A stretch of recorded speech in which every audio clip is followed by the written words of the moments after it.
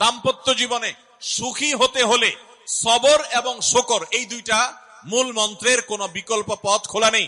সেটা স্বামীর জন্য প্রযোজ্য, স্ত্রীর জন্য প্রযোজ্য। স্বামী হিসাবে আপনি স্ত্রীর অনেক অনিয়ম দেখতে পাবেন, অনেক কিছু দেখতে পাবেন, আপনার আকাঙ্ক্ষা, আপনার চাহিদা, প্রত্যাশার বিপরীত, আপনাকে সবর করতে হবে। ভাইরা আমার, আমাদের প্রিয় নবী সাল্লাল্লাহু আলাইহি সাল্লামের দাম্পত্য জীবনে কিন্তু টুনটান সমস্যা হয়েছে।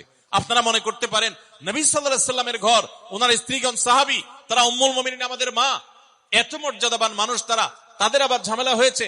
ভাই, দাম্পত্য জীবনে টুকটাক সমস্যা তাদেরও হয়েছে। প্রিয় নবী সাল্লাল্লাহু আলাইহি সাল্লাম নিজে একদিন বাসা ছেড়ে মসজিদে নববীতে এসে মন খারাপ করে বসেছিলেন, তিনি বাসায় যাচ্ছেন না, অভিমান করে। ওমর রাদিয়াল্লাহু তাআলা আনহু বিষয়টা বুঝতে পেরে, তার মেয়ে যেহেতু নবী সাল্লাল্লাহু আলাইহি সাল্লামের স্ত্রী, তিনি সেখানে গিয়ে ভেতরে প্রবেশ করে তার সাথে কথা বলে, তথ্য উদ্ঘাটন করে সেটা মিটমাট করার ব্যবস্থা করেছেন। স্বয়ং নবী করিম সাল্লাল্লাহু আলাইহি সাল্লামের জামাতা, ইসলামের চতুর্থ খলিফা আলী রাদিয়াল্লাহু তাআলা আনহু, তার মতো এত মর্যাদাবান মানুষ, তার ঘরে স্ত্রী হিসাবে আছেন কে? মুহাম্মদ সাল্লাল্লাহু আলাইহি সাল্লামের মেয়ে, জান্নাতে নারীদের সর্দার ফাতিমা রাদিয়াল্লাহু তাআলা আনহা। এত বড় মানুষ তারা, স্বামী স্ত্রী দুইজন, দুই দিককার নেতৃত্বে, একজন যুবকদের নেতৃত্ব দিবে, আরেকজন জান্নাতি যুবতীদের, নারীদের নেতৃত্ব দিবে।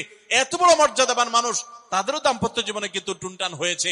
একবার আলী রাদিয়াল্লাহু তাআলা আনহু এসে মসজিদে টানটান হয়ে শুয়েছিলেন মাটিতে, মনটা খারাপ, ঘরে একটু হালকা ঝামেলা হয়েছে, তো এই জন্য মসজিদে নববীতে এসে মাটিতে শুয়ে আছে। নবী করিম সাল্লাল্লাহু আলাইহি ওয়াসাল্লাম দেখে বুঝতে পেরেছেন, টের পেয়ে গেছেন যে কিছু একটা হয়েছে বাসায়। তখন তিনি জামাইকে ডেকে বললেন, কুম ইয়া আবা তুরাব, এ মাটির বাপ, মাটিতে শুয়ে আছেন, এজন্য রসিকতা করে বললেন, এ মাটির বাপ, উঠো, দাঁড়াও, দেখি কি হয়েছে বলো। ভাইরা আমার, দাম্পত্য জীবনে টুকটাক সমস্যা হবেই হবে। যারা বিয়ে করেন নাই, আগে থেকে প্রস্তুত থাকেন, বুকে পিঠে ছালার বস্তা সব বেঁধে রেডি থাকেন। বিশেষ করে সময় যেভাবে গড়াচ্ছে, তাতে করে সামনে থেকে হেলমেট পরেও যাওয়া লাগতে পারে। শুধু যাওয়া না, বাসায় ঢোকার সময় বাইক থেকে নামার পর হেলমেটটা আগে খুলবেন না, আগে যা বুঝবেন পরিস্থিতি কি, তারপর হেলমেট খুলবেন। দাম্পত্য জীবনে টুকটাক সমস্যা হবেই, এটা প্রত্যাশিত, মনে রাখবেন। এই জিনিসটা যদি আপনি আগে থেকে মাথায় রাখেন, তাহলে আপনার কষ্ট অনেকখানি দূর হয়ে যাবে। আমরা অনেকে আকাশ থেকে নেমে পড়ি, কি বলে, এত বড় সাহস, এই কথা বলতে পারে কেন? ভাই আশ্চর্য হচ্ছেন কেন? এর চেয়ে বেশি কথা বলতে পারে, মাথা বাড়ি মারছে, আরে ভাই ছুরি মারে নাই যে শকর আদায় করে, বুঝেন নাই কথা? একই কথা বোনদের জন্য প্রযোজ্য। আমার মা বোনরা যারা শুনছেন তাদেরকেও বলছি, আপনার স্বামীর একটা কথা শুনে আপনি আকাশ থেকে নেমে পড়ছেন, আকাশ ভেঙে পড়ছে মাথার উপরে, কি এটা বললো সে, আপনি ডিপ্রেসড হয়ে যাচ্ছেন। আরে বোন, ডিপ্রেসড হচ্ছেন কেন? এটা কেন? আরো শক্ত কথা আপনাকে বলতে পারে, এটা আপনি মাথায় রাখেন। কারণ দিন শেষে তিনি মানুষ, তার ভুল হতে পারে, একটা সময় তিনি তার ভুল বুঝতে পারেন। দাম্পত্য জীবনে যদি স্বামী স্ত্রী উভয়ে যদি ধৈর্যশীল না হয়, সবরকারী না হয়, হুটহাট রিয়াকশন করে ফেলে, কখনো দাম্পত্য জীবনে সুখী হওয়া সম্ভব নয়। মনে রাখতে হবে, একসাথে থাকতে গেলে, দুইটা পাতিল একসাথে থাকতে গেলে টুনটান লাগে না, বাধে হয় না? আপনার কাছে যদি কেউ এসে গাল গল্প দেয়, দেখবেন অনেকে গাল গল্প দেয়, গাল গল্প দেওয়া লোক আছে না নাই? ভাই 30 বছর সংসার করেছি, জীবনে আমাদের একটা কথা হয় নাই, ডাহা মিথ্যুক, এ লোক ডাহা। আপনার 50 বছরের সংসারে কোনো বিষয় হয় না, হ্যাঁ ঝগড়া করেন না সেটা ভিন্ন বিষয়, কিন্তু ভিন্ন মত হবে না, দ্বিমত তৈরি হবে না, নিজেদের মধ্যে ভুল বোঝাবুঝি তৈরি হবে না, একবারও হবে না জীবনে, অসম্ভব। মুহাম্মদ সাল্লাল্লাহু আলাইহি সাল্লামের ঘরে যদি হয়ে থাকে, আলী রাদিয়াল্লাহু তাআলা ফ্যামিলিতে যদি হয়ে থাকে, সাহাবীদের ঘরে ঘরে যদি হয়ে থাকে, আপনি কে? মনে রাখবেন, এই সমস্ত ডাহা মিথ্যা কথা শুনে আপনি চিন্তা করেন, হায় হায় রে, তাহলে আমার বউটা এত ডাইনি। আর মহিলা চিন্তা করে, আমি স্বামীটা এত অমানুষ, কত বড় ডাকাত। দেখো তার স্বামী স্ত্রী জীবনে কোনো কথা হয় না, আর আমার স্বামী ডেইলি একবার মা বাপ তুলে না গালিগালাজ করলে তার বাটার পেটে ব্যথা হজম হয় না। এই সমস্যাগুলো আছে না নাই? ভাইরা আমার, সবর করার জন্য, সবর করা সহজ হবে আগে থেকে যদি প্রস্তুত থাকেন যে এই সমস্যা হবে। আশরাফ আলী থানভী রাহমাতুল্লাহর নাম শুনছেন আপনারা? ভারত উপমহাদেশের এমন একজন আলেম ছিলেন, খুব বিচক্ষণ মানুষ ছিলেন, অনেক বিদগ্ধ মানুষ ছিলেন, অনেক বড় আল্লাহওয়ালা ছিলেন, নেককার মানুষ ছিলেন। তো থানভী রাহমাতুল্লাহর কাছে এক লোক এসে বলল, হুজুর, আমার বাসায় যখনই যাই দরজাটা খুলতে দেরি, আমার মাথার উপরে আকাশ ভেঙে পড়তে দেরি নাই, যেটাই করি বাজার করে এনে তার হাতে দিলেও রাগ, রাখলেও রাগ, আমার সাথে সারাদিন শুধু ঘেউ ঘেউ করে হুজুর, আর সহ্য করতে পারি না। আমারে কোনো দোয়া দুরুদ আমল শিখাই দেন যে আমার এই বাসার অত্যাচারটা যেন থামে। তো থানিব রহমতুল্লাহ বললেন যে শোনো, তোমার একটা বুদ্ধি শিখাই দেই, দোয়া দুরুদ না। বুদ্ধি হলো, এখন থেকে বাসায় গিয়ে দরজা নক করবা, যে নক করার আগে 1 মিনিটের মোরাকাবা করবা। কি করবা?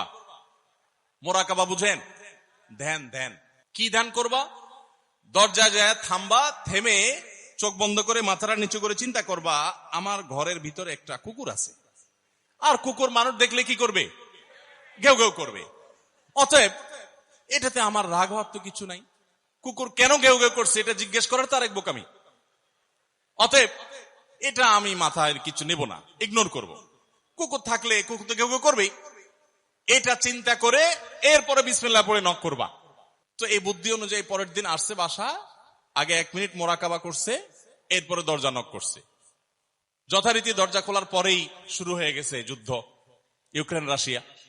যুদ্ধ শুরু হয়ে যাওয়ার পর এই লোক অন্যান্য দিন সেও টুকটাক রিয়াকশন করে, হাতাহাতি বকাবকি, দুই পক্ষ থেকে টুকটাক হামলা পাল্টা হামলা হইতো। কিন্তু আজকে সেই লোকটা আর হামলা টামলা তার করা দূরের কথা, উল্টা সে মিটমিট করে হাসতেছে এবং একটা পর্যায়ে আর নিয়ন্ত্রণ করতে না পারে ফিক করে হাসেই দিচ্ছে। এবার বউ চিন্তা করতেছে কাহিনী কি, কারণ যারা ঝগড়া করে তাদের সাথে পাল্টা ঝগড়া না করলেও কিন্তু মেজাজ গরম হয়। কদিন আগে শুনছেন না পত্রিকায় যে এক মহিলা স্বামীরে ডিভোর্স দিছে, কেন? কারণ স্বামী ঝগড়া করে না। কদিন আগে পত্রিকা দেখছেন। এই মহিলা যখন দেখছে স্বামী হাইসা দিছে, সে এবার ঝগড়া টগড়া থামায় বলতেছে, ঠান্ডা মাথা বলছে, কাহিনী কি বলতো, তুমি হাসতেছো কেন? বল না না কিছু না কিছু না। সে তো বলবে না। স্বামী মনে করছে হয়তো অন্য কোনো কাহিনী আছে, কোনোভাবে উদ্ধার করতে পারে নাই। পরের দিন আবার সেম কাহিনী, আবারও হেসে দিচ্ছে। মহিলা চিন্তা করছে ব্যাপার কি, বলে না আজকে তো তোমার একদিন কি আমার একদিন, বলতেই হবে তোমার। কেন তুমি হাসতেছো? আমার ঝগড়ার বিনিময়ে তুমি ঝগড়া না করে হাসতেছো, অপমান করতেছো। আমার ঝগড়ার কোনো দাম নাই, আমি কি কথা বলতেছি না, এগুলো কোনো মূল্য নাই। যখন চেতে যাচ্ছে এবার বলতেছে, শোনো তুমি যেহেতু জোরই করতেছো, তাইলে আমি বলি, আমি গেছি এক হুজুরের কাছে, হুজুর আমার এই বুদ্ধি শিখাই দিছে, আমি সেই বুদ্ধি অনুযায়ী চিন্তা করি। এখন আমি চোখের সামনে যখন চিন্তা করি যে কুকুর গেউ করতেছে, আমার হাসি আসে। তখন বউ চিন্তা করে, কি বললা তুমি? তাহলে তুমি এই মনে করো আমারে? এবার থেকে বেচারে ঝগড়া করার আগেই তার থেমে যায়, চিন্তা করে হায় হায়, আমি ঝগড়া করলে তো সে মনে মনে আমার ওইটা চিন্তা করবে। বুঝতে পারছেন? দাম্পত্য জীবনে একটু বুদ্ধিশুদ্ধি করে না চললে, শুধুমাত্র সোজা হয়ে দোয়া দুরুদ পড়বেন আর সব সোজা হয়ে যাবে, শুয়ের মতো এত সোজা না। একটু বুদ্ধিশুদ্ধি খাটায় চলতে হয় এবং সবর করতে হয়। এই যে ভদ্রলোক যদি সবর না করতেন, তাহলে মারামারি কাটাকাটি করে কখনো সমাধান হয় না। স্বামী স্ত্রী উভয়কেই আমরা এই যে ঘটনা বলেছি, এই ঘটনার মাধ্যমে কাউকে ছোট করা উদ্দেশ্য না, জাস্ট বোঝানো উদ্দেশ্য। এটা বিপরীত দিক থেকেও হতে পারে যে আমরা সবর করতে হবে দাম্পত্য জীবনে।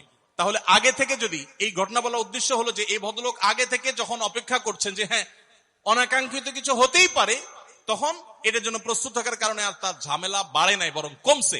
এখন আপনি যদি আগে থেকে প্রস্তুত থাকেন, দাম্পত্য জীবন টুকটাক সমস্যা হবেই, দুই ঘরে দুইজন মানুষ একসাথ হয়েছি, বহু কিছুতে গরমিল হবে। অতএব আমরা সবর করব, ধৈর্য ধারণ করব, ভালো দিনগুলো দেখব।